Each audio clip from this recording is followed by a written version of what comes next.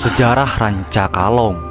Rancakalong merupakan salah satu kecamatan di Kabupaten Sumedang. Dikenal dengan masyarakatnya memegang teguh adat kebudayaan, kebersamaan, dan ketertiban. Potensi alam cukup subur, penghasilan produk pertanian, dan mungkin menjadi ikonnya Rancakolang. Namun, bila ditelisik sejarah Rancakolang, tentu jauh berbeda dengan kondisi sekarang. Tempo dulu, Rancakolang tersohor dengan ilmu hitamnya, sehingga terkenal akan gudangnya dukun santet dan para jawara tangguh. Sehingga Rancakolang tempo dulu cukup disegani di daerah lain. Sejarah Rancakolang dengan segudang dukun santet dan para jawara tangguh ternyata bukan isapan jempol belaka atau hanya sekedar rumor dan mitos. Sejarah Rancakolang memang betul adanya. Dituturkan dua tokoh masyarakat Rancakolang, Abah Aten Kurnia dan Abah Eman.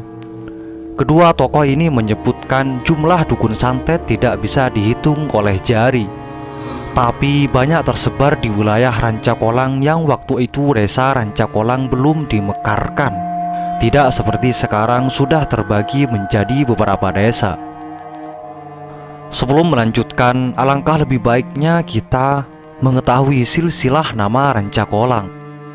Kata Abah Ateng, nama Rancakolang yang saat ini nama desa dan nama kecamatan berdasarkan silsilah sejarahnya. Nama Rancakolang dulunya bernama Rancarawa, yang lokasinya sekarang di Dusun Cikondang, Desa Pamekaran.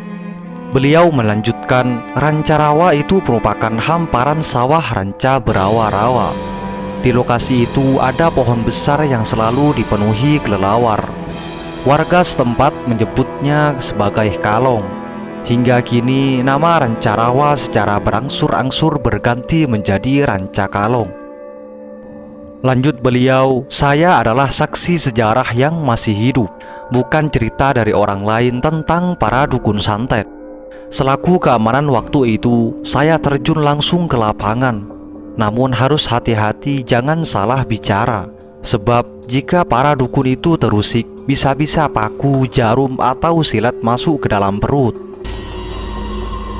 Beliau melanjutkan, ada 9 jenis ilmu hitam yang menjadi pegangan para dukun santet, seperti ilmu baruang, ilmu werejit, ilmu racun, ilmu galonggeng, ilmu ganggaung, ilmu batu, ilmu telekin, ilmu teluh, ilmu beraja musti, dan ilmu pancasona.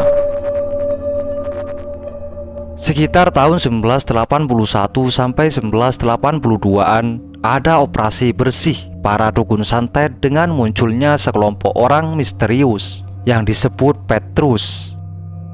Waktu itu berhasil membersihkan sekitar 12 orang dukun santet. Bahkan hampir setiap malam terus digerilya satu persatu dukun santet itu. Bahkan ada seorang dukun santet dibawa malam hari oleh sekelompok Petrus ke sebuah jurang. Mereka ditembak lalu dilempar ke dalam jurang. Namun ketika pagi harinya si dukun santet itu sudah berada di rumahnya kembali. Ternyata dukun itu tidak bisa mati karena memiliki ilmu ajian pancasona.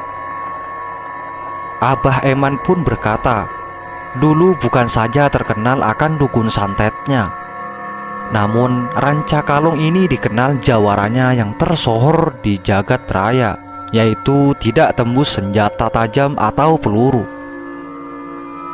Para jawara itu terkadang sering pamer ilmunya di depan umum, seperti makan batu, makan besi, atau gelas. Namun seiring perkembangan zaman, para jawara itu satu persatu hilang entah kemana, dan kota ini pun menjadi tentram dan baik. Semoga bermanfaat. Jika kalian suka, bagikan channel ini ke teman-teman kalian. Assalamualaikum warahmatullahi wabarakatuh.